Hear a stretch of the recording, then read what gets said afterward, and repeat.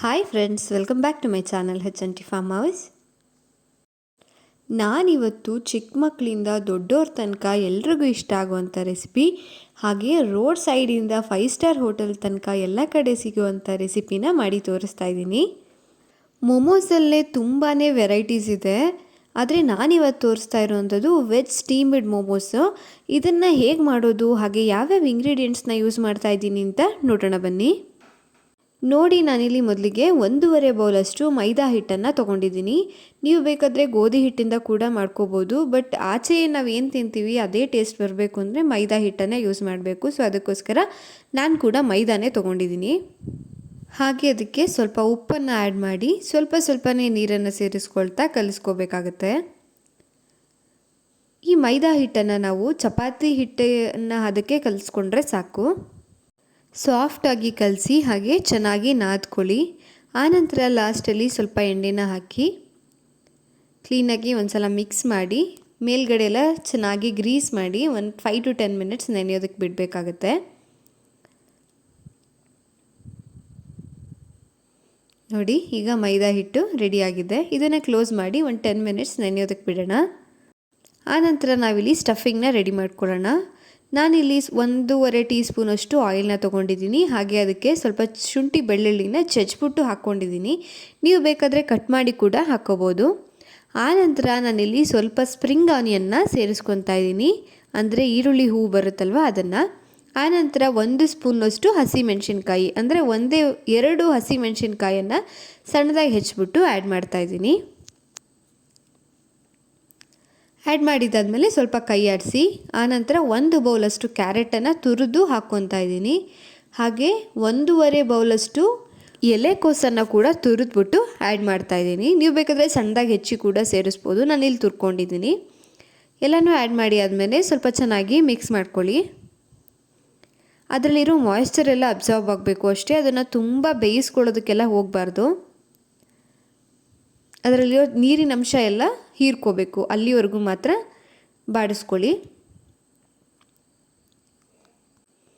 Medium ಫ್ಲೇಮ್ನಲ್ಲಿ ಇಟ್ಕೊಂಡು ಕೈ ಆಡಿಸ್ತಾ ಇರಿ. ಈಗ ನಾನು ಇದಕ್ಕೆ 1 ಟೀ ಸ್ಪೂನಷ್ಟು ಪೆಪ್ಪರ್ ಪೌಡರ್ನ ಹಾಕ್ಕೊತಾ ಇದ್ದೀನಿ. ಕಾಳು ಮೆಣಸಿನ ಪುಡಿನ ಆ್ಯಡ್ ಮಾಡ್ತಾ ಇದ್ದೀನಿ. ಆನಂತರ 1 ಸ್ಪೂನಷ್ಟು ಉಪ್ಪನ್ನು ಕೂಡ ಸೇರಿಸ್ತಾ ಇದ್ದೀನಿ.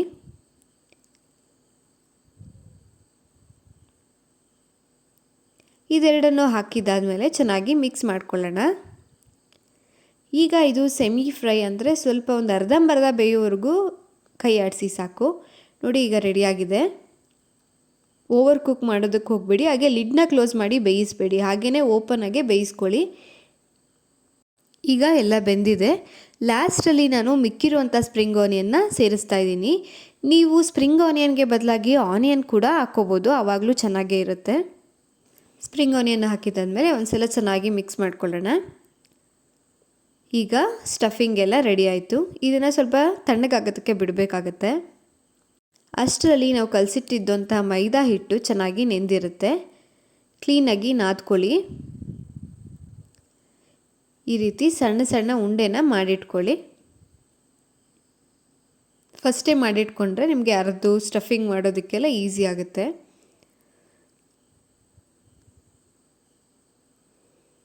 ನಾನು ಇದೇ ರೀತಿ ಎಲ್ಲನೂ ಕೂಡ ಉಂಡೆ ಮಾಡಿ ಇಟ್ಕೊತಾ ಇದ್ದೀನಿ. ಆನಂತರ ನಾನಿಲ್ಲಿ ಅದನ್ನು ಲಟ್ಟಿಸ್ಕೊತಾ ಇದ್ದೀನಿ. ಒಂದು ಚಿಕ್ಕ ಪೂರಿನ ಯಾವ ಸೈಜಲ್ಲಿ ಮಾಡ್ತೀರೋ ಅದಕ್ಕಿಂತ ಸ್ವಲ್ಪ ಕಡಿಮೆನೇ ತೊಗೊಳ್ಳಿ. ಹಾಗೆ ಇದನ್ನು ಅರಿಯುವಾಗ ತುಂಬ ತೆಳುವಾಗಿಯೂ ಬೇಡ, ತುಂಬ ದಪ್ಪನೂ ಬೇಡ. ನೋಡಿ, ಇಷ್ಟು ಸೈಜ್ ಇದ್ದರೆ ಸಾಕು. ಆ ರೀತಿ ಲಟ್ಟಿಸ್ಕೊಳ್ಳಿ. ಆನಂತರ ಇದರೊಳಗೆ ಸ್ಟಫಿಂಗ್ನ ನಾವೇನು ಮಾಡ್ಕೊಂಡಿಟ್ಟಿದ್ವಿ ಅಲ್ವಾ ಮಿಕ್ಸ್ಚರು, ಅದನ್ನು ಆ್ಯಡ್ ಮಾಡ್ತಾಯಿದ್ದೀನಿ.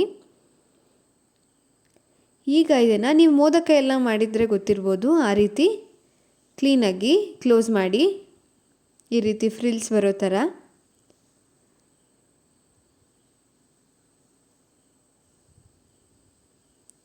ಇಷ್ಟೇ, ಟ್ವಿಸ್ಟ್ ಮಾಡಿದ್ರೆ ಮೋಮೋಸ್ ರೆಡಿ. ಇದೇ ರೀತಿ ಎಲ್ಲನೂ ಕೂಡ ಮಾಡಿಟ್ಕೊತಾ ಇದ್ದೀನಿ. ಮೋಮೋಸ್ ಮಾಡೋದು ತುಂಬಾ ಸುಲಭ. ನಾವು ಸುಮ್ಮನೆ ಆಚೆ ಹೋಗಿ 100 ರೂಪೀಸ್ ಒಂದು ಪ್ಲೇಟ್ಗೆ ದುಡ್ಡು ಕೊಟ್ಟು ತಿಂತೀವಿ. ಬಟ್ ನೀವು ಮನೆಯಲ್ಲೇ ಒಂದು ಸಲ ಟ್ರೈ ಮಾಡಿ ನೋಡಿ, ಟೇಸ್ಟು ಆಚೆ ತಿನ್ನೋದಕ್ಕೂ ಮನೇಲಿ ಮಾಡಿ ತಿನ್ನೋದಕ್ಕೂ ಯಾವುದೇ ಡಿಫ್ರೆನ್ಸ್ ಇರೋದಿಲ್ಲ. ಹಾಗೆ ಇದು ಅಷ್ಟೊಂದು ಟೈಮ್ ಕೂಡ ಹಿಡಿಯೋದಿಲ್ಲ, ಬೇಗನೆ ಆಗೋಗ್ಬಿಡುತ್ತೆ. ಎಲ್ಲನೂ ಕೂಡ ಈ ರೀತಿ ಮಾಡಿ ಇಟ್ಕೊಂಡಿದ್ದೀನಿ ನಾನು. ಈಗ ಒಂದು ಇಡ್ಲಿ ಪಾತ್ರೆಯಲ್ಲಿರೋ ಪ್ಲೇಟ್ಸ್ನ ತೊಗೊಂಡು ಅದಕ್ಕೆ ಸ್ವಲ್ಪ ಆಯಿಲ್ನ ಹಚ್ಬಿಟ್ಟು ಎಲ್ಲನೂ ಅದರಲ್ಲಿ ಇಡ್ತಾ ಇದ್ದೀನಿ. ನಿಮ್ಮ ಹತ್ರ ಸ್ಟೀಮರ್ ಇದ್ದರೆ ಅದರಲ್ಲಿ ಬೇಕಾದರೂ ಬೇಯಿಸ್ಕೋಬೋದು. ನೋಡಿ, ನೀರನ್ನು ಮೊದಲೇ ಕುದಿಯೋದಕ್ಕಿಟ್ಟಿದ್ದೆ. ಈಗ ಅದರೊಳಗಡೆ ಎಲ್ಲನೂ ಕೂಡ ಇಡ್ತಾ ಇದ್ದೀನಿ. ಎಲ್ಲನೂ ಇಟ್ಟಿದ್ದಾದಮೇಲೆ ಲಿಡ್ನ ಕ್ಲೋಸ್ ಮಾಡಿ ಒಂದು 10 ಮಿನಿಟ್ಸ್ ಬೇಯಿಸ್ಕೋಬೇಕಾಗತ್ತೆ. 10 ಮಿನಿಟ್ಸ್ ಬೇಯಿಸ್ಕೊಂಡ್ರೆ ಸಾಕು, ಚೆನ್ನಾಗಿ ಬೆಂದಿರುತ್ತೆ. ಯಾರೆಲ್ಲ ನನ್ನ ಚಾನಲ್ನ ಸಬ್ಸ್ಕ್ರೈಬ್ ಮಾಡದೆ ನೋಡ್ತಾ ಇದ್ದೀರಾ, ಪ್ಲೀಸ್ ಸಬ್ಸ್ಕ್ರೈಬ್ ಮಾಡ್ಕೊಳ್ಳಿ.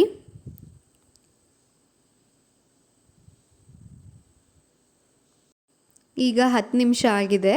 ಮೋಮೋಸ್ ಎಲ್ಲ ತುಂಬ ಚೆನ್ನಾಗಿ ಬೆಂದಿದೆ. ನೋಡಿ, ತುಂಬ ಬಿಸಿ ಇರುತ್ತೆ, ಸೊ ಸ್ಪೂನಿಂದ ಎತ್ಕೊಳ್ಳಿ, ಈಸಿಯಾಗಿ ಬಂದುಬಿಡುತ್ತೆ. ಅದೇನು ಇಡ್ಲಿ ಪಾತ್ರೆಗೆಲ್ಲ ಕಚ್ಕೊಂಡಿರಲ್ಲ. ನೋಡಿದ್ರಲ್ವಾ ಎಷ್ಟೊಂದು ಕ್ವಿಕ್ಕಾಗಿ ಟೇಸ್ಟಿಯಾಗಿ ಇರೋವಂಥ ಮೋಮೋಸ್ ರೆಡಿ ಆಯಿತು ಅಂತ. ಹಾಗೆ ಇದ್ರ ಜೊತೆಗೆ ಮೋಮೋಸ್ ಚಟ್ನಿ ಇದ್ದರೆ ತುಂಬಾ ಚೆನ್ನಾಗಿರುತ್ತೆ. ಮೋಮೋಸ್ ಚಟ್ನಿ ರೆಸಿಪಿನ ನಾನು ನಿಮಗೆ ನೆಕ್ಸ್ಟ್ ವೀಡಿಯೋಲಿ ತೋರಿಸ್ತೀನಿ.